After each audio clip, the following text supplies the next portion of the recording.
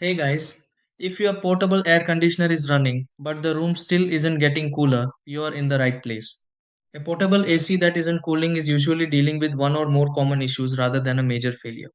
The most frequent causes include a clogged air filter, incorrect cooling settings, a blocked or poorly installed exhaust hose, a full condensate tank, or warm air leaking back into the room through an unsealed window kit.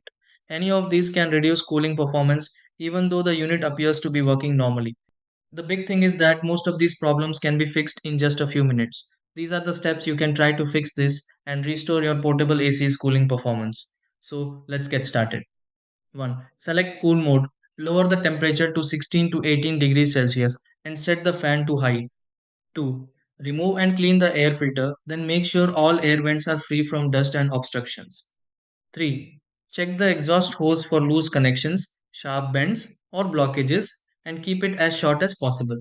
4. Empty the drain tank if your model requires manual drainage and seal any gaps around the window kit.